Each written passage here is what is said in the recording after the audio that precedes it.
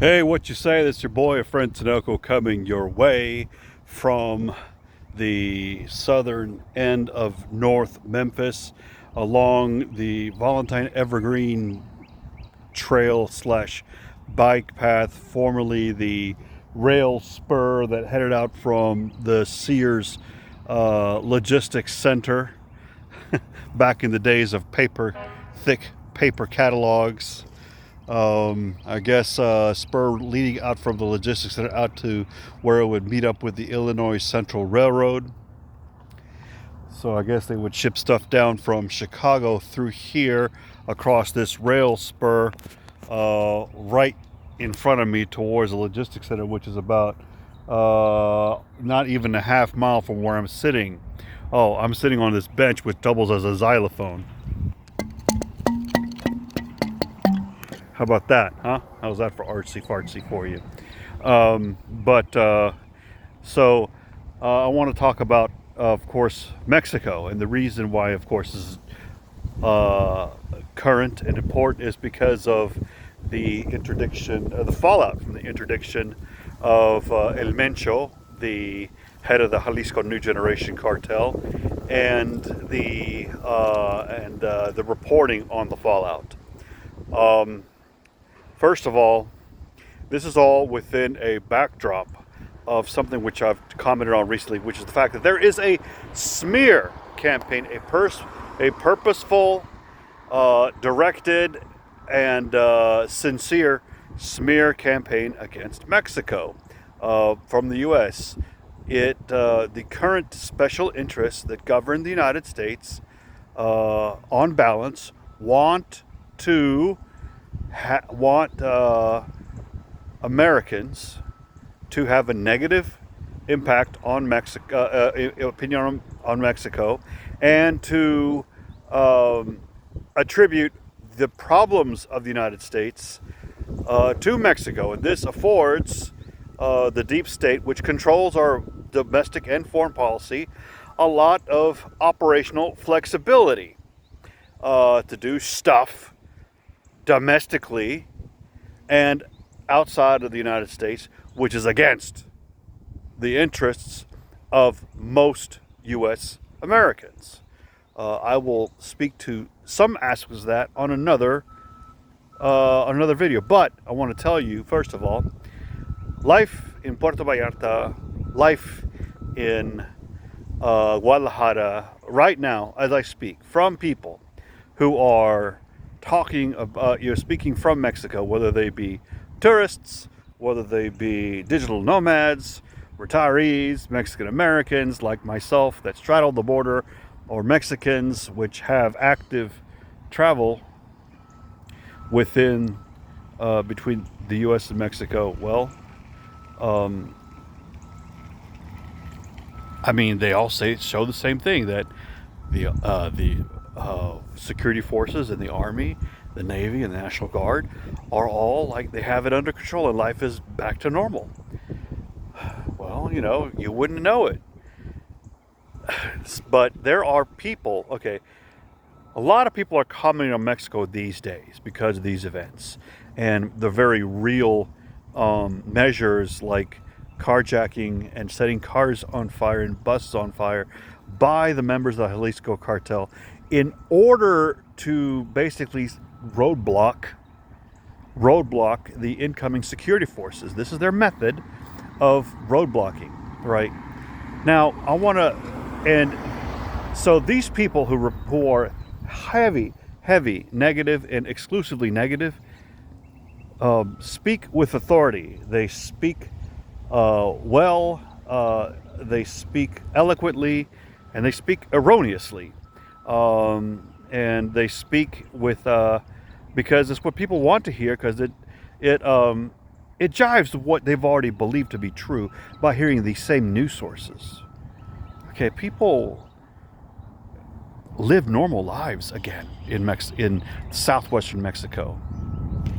But let's put that aside. If you listen to somebody who doesn't travel often, doesn't have significant investments who doesn't live in Mexico, who makes who makes a living, who grifts from negative opinions about Mexico, just like you would blame the grifting of an opposite opinion of yours, they're going to lie.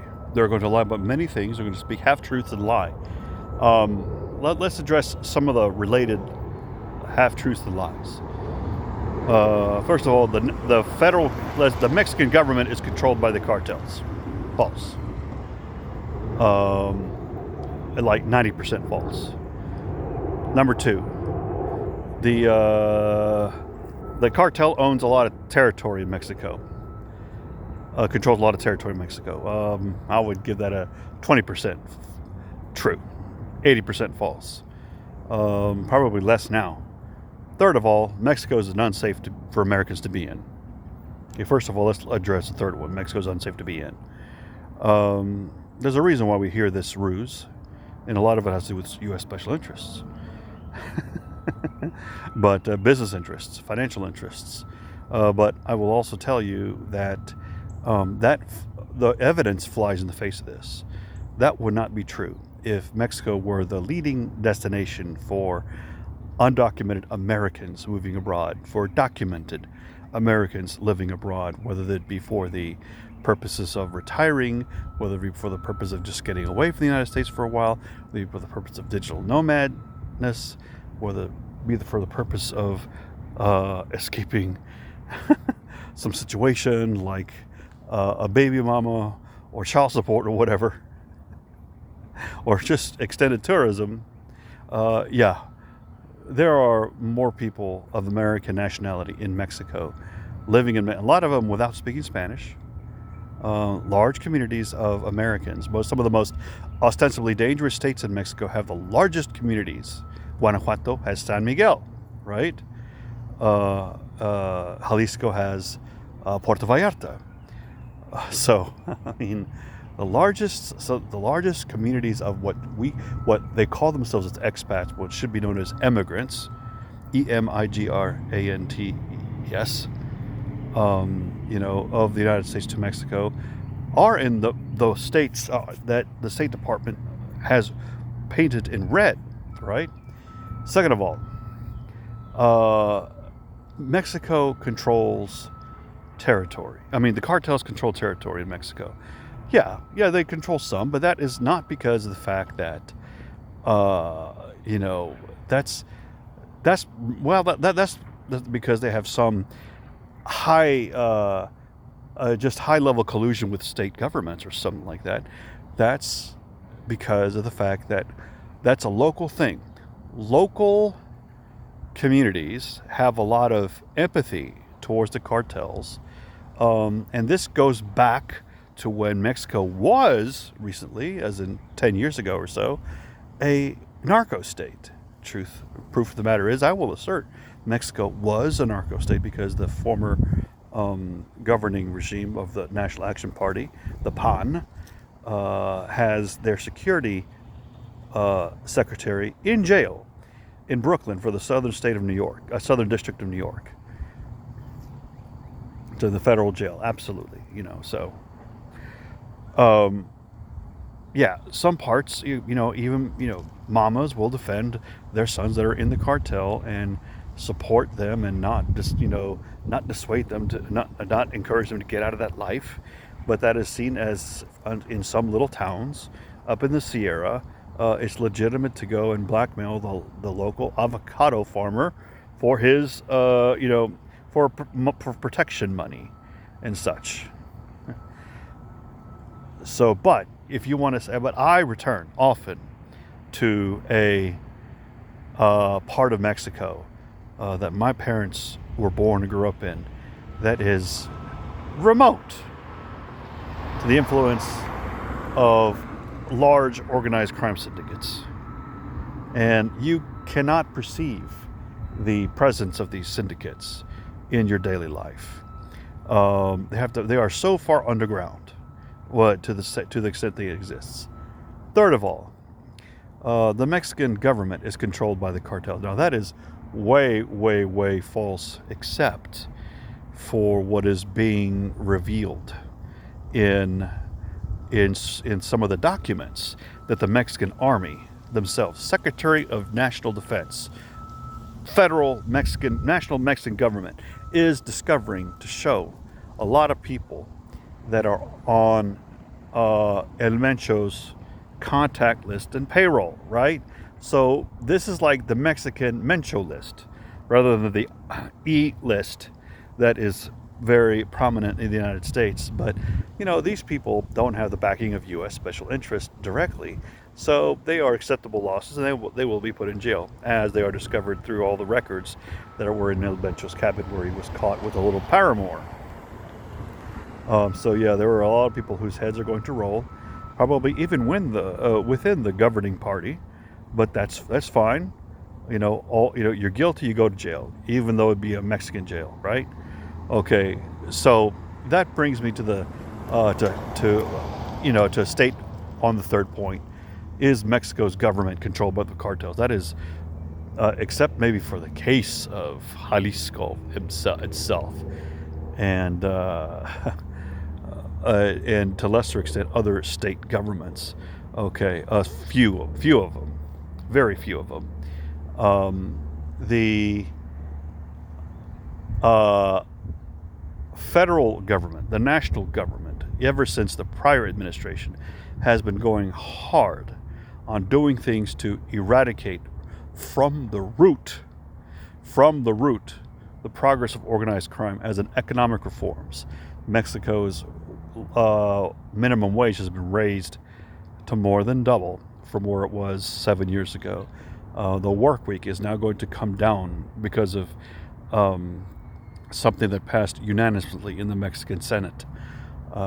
So social programs that give aid to students and aid to old people, the elderly, are elevating. So these are things that expand the formal economic sector, the formal jobs where you get benefits from being on, and you have taxes taken out of your paycheck instead of hustling or selling wares on a blanket outside of the local church. So this is expanding the formal economy and drying up the pool of people who are actually who would actually be motivated to join organized crime syndicates. And we also see a big cultural campaign to reverse the glamorization of this lifestyle through recorded music, through artists that are known to have these just gangster corridos, like gangster rap in the United States, right? So there's campaigns against this. So even to de-glamorize the whole lifestyle of being an organized crime. So these things have paid off. There have been significant reductions in homicides, in robberies, in property crime. So in Mexico, all over Mexico. And so it's anybody who has decided to live in Mexico from the United States will tell you that they'd rather be there. And now it's more and more so because of these things of which I'm talking about. So more and more heads, police chiefs, mayors, city assemblymen, maybe even people who work for certain state governments, their heads are going to roll because of what is coming through from discovery in the investigations that follow from this prosecution and killing, unaliving of El Mencho, right?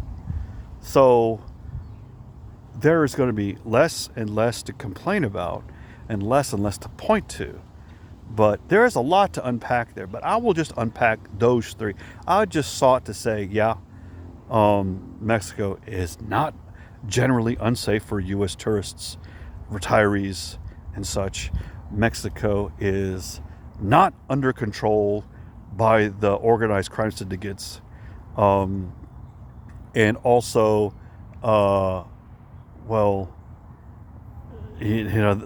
are, What was the first one that I was going to see? Yeah, it's not unsafe, and the cartel does not have operational control over large territories. They do have certain freedom of operation, but they don't have operational control, and less so now.